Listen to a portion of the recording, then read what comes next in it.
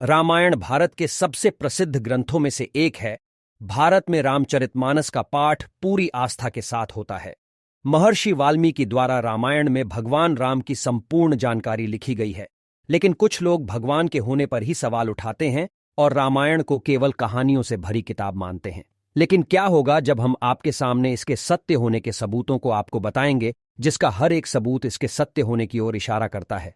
आज हम वैज्ञानिक अध्ययनों के आधार पर यह सिद्ध कर देंगे कि रामायण में वर्णित घटनाएं पूर्णतः सत्य है। रामायण के अनुसार भगवान राम ने अधर्मी रावण को मारकर धर्म की स्थापना की थी। ज्यादातर लोगों का सवाल होता है, क्या भगवान राम वाकई धरती पर पैदा हुए थे? क्या वास्तव में रावण के 10 सिर और 20 भुजाएं थीं? क्या हनुमान जी अपनी इच्छा से अपना रूप बदल सकते थे? आज हम आपको रामायण काल के सबूतों के बारे में जानकारी देंगे। तो चलिए शुरू करते हैं। नंबर 1, रावण का महल। लंकापति रावण के महल के अवशेष आज भी मौजूद है। यह वही महल है जिसे हनुमान जी ने लंका के साथ जला दिया था। रामायण में लंका दहन को रावण के विरुद्ध राम जी की पहली जीत कही जा सकती है।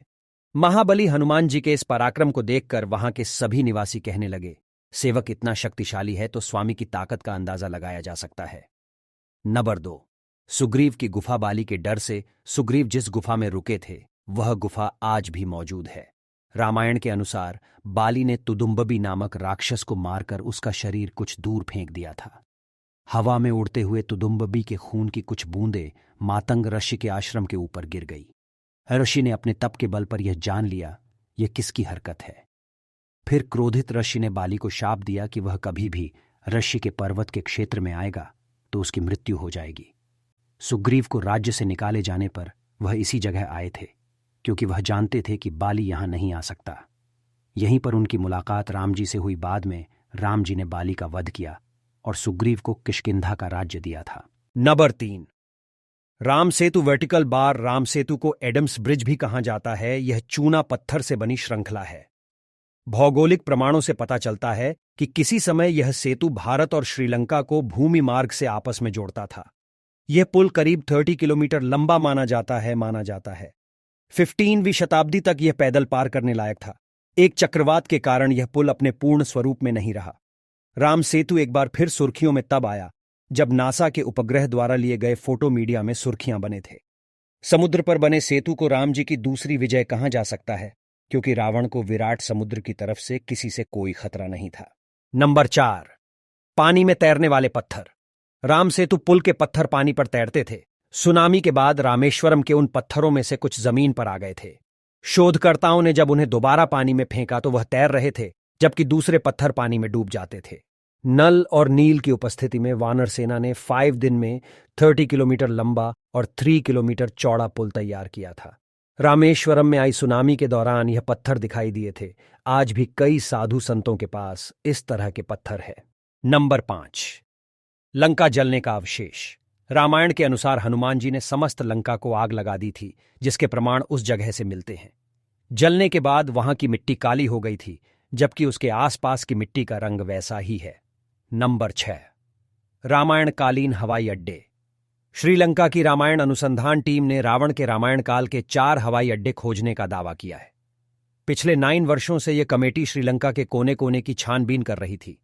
यहां उन्हें कई जानकारी और अवशेष मिले, परंतु पिछले 4 सालों में लंका के दुर्गम स्थानों की खोज के दौरान रावण के 4 हवाई अड्डे हाथ लगे।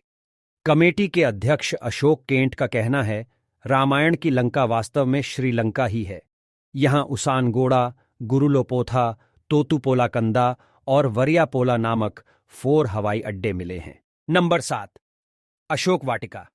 अशोक वाटिका आज भी लंका में स्थित है, जहां रावण ने सीता माता को हरण करने के पश्चात कैद कर रखा था। ऐसा माना जाता है कि एलिया पर्वत की एक गुफा में सीता माता को रखा गया था, जिसे सीता एलिया नाम से जाना जाता है। यहां सीता माता का एक मंदिर भी है, जिसे विरांगटोक कहते हैं, जो वहियांगना से 10 किलोमीटर दूर है। यहीं पर सीता जी का अपहरण कर पुष्पक विमान को उतारा था। जहां सीता माता को ले जाया गया उस जगह का नाम गुरुलपोटा है, जिसे अब सीतो कोटुआ के नाम से भी जाना जाता है। नंबर 8, संजीवनी बूटी पहाड़। आप सभी संजीवनी बूटी के बारे में तो जानते ही होंगे। जब लक्ष्मण जी को शक्ति बाण लगा था तो इसी बूटी से उनके प्राण वापस आए थे। आपको जानकर हैरानी होगी, आज भी इस जगह यह पर्वत मौजूद है। रामायण में संजीवनी बूटी से लक्ष्मण के प्राण वापस लाने और हनुमान जी द्वारा पहाड़ लाने के बारे में सभी जानते हैं। वेद सुषीण ने संजीवनी को चमकीली और विचित्र गंध वाली बूटी बताया है। संजीवनी पर्वत आज भी श्रीलंका में मौजूद है। बाद में हनुमान जी ने इस पहाड़ के टुकड़े कर इसे श्रीलंका में फेंक दिया था। जहां जहां इस पहाड़ के टुकड़े गिरे वहां के पेड़ पौधे और जड़ी बूटी बाकी जगहों से अलग होती है। नंबर 9, दीवरुमपोला। यह वही जगह है जहां रावण से सीता जी को बचाने के बाद भगवान राम ने उन्हें अपनी पवित्रता दिखाने को कहा था, जिसके लिए सीता जी को अग्नि परीक्षा देनी पड़ी थी। आज भी यहां वह पेड़ मौजूद है जिसके नीचे सीता जी ने यह परीक्षा दी थी। उस पेड़ के नीचे लोग जरूरी फैसले लेते हैं। नंबर 10, हनुमान जी के पैरों के निशान। दुनिया भर में ऐसे कई स्थान हैं जहां पर किसी बड़े जीव के पैरों के निशान मिले हैं। लोगों का मानना है कि यह पैरों के निशान हनुमान जी के हैं। नंबर 11, श्रीलंका में हनुमान पद चिन्ह। हनुमान जी ने जब सीता जी की खोज के लिए समुद्र पार किया था तो उन्होंने विशाल रूप धारण किया था। फिर वह आकाश मार्ग से समुद्र पार करके श्रीलंका पहुंच गए थे। ऐसा कहा जाता है जहां उन्होंने पहले कदम रखे वहां वहां उनके पैरों के निशान बन गए। नंबर 17, रामलिंगम। रावण को मारने के बाद भगवान राम को पश्चाताप करना था क्योंकि उन्होंने एक ब्राह्मण को मारा था। इसके लिए उन्होंने शिव की आराधना भी की थी। भगवान शिव ने होने 4 शिवलिंग बनाने को कहा। एक रेत का शिवलिंग सीता माता ने बनाया, 2 शिवलिंग हनुमान जी कैलाश से लेकर आए थे और एक शिवलिंग भगवान राम ने स्वयं अपने हाथों से बनाया था, जो आज भी इसी मंदिर में स्थित है। इसीलिए इस जगह को रामलिंगम कहते हैं। नंबर 18, कोबरा हुड केव। जब रावण सीता जी का अपहरण कर श्रीलंका पहुंचा तो सबसे पहले सीता जी को इसी जगह पर रखा गया था।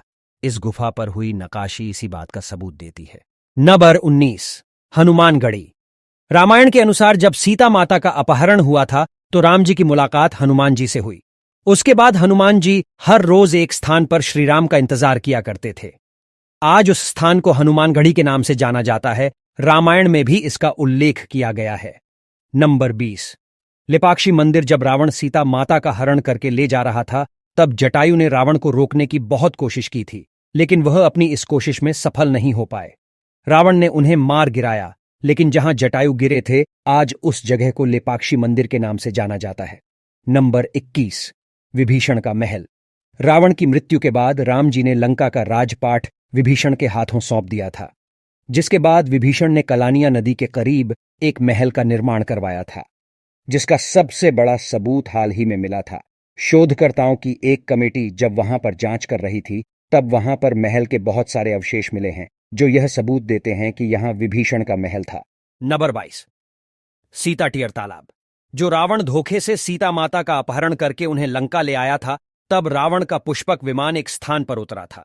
उस समय सीता जी की आंखों से आंसू गिर रहे थे। जहां पुष्पक विमान रुका उस स्थान पर सीता जी के आंसू गिरे और वहां एक कुंड बन गया। आज इसे सीता टियर तालाब कहा जाता है। इसके आसपास पानी का कोई स्रोत नहीं है, फिर भी यहां का पानी किसी भी मौसम में नहीं सूखता। नंबर 23, कोंडागट्टू। रामायण के अनुसार हनुमान जी के लंका जलाने के बाद रावण डर गया था और उसे बार बार यह डर सता रहा था कि हनुमान जी दोबारा से लंका पर हमला न कर दे। इसलिए रावण ने सीता माता को अशोक वाटिका से हटाकर कोंडागट्टू में रखा था।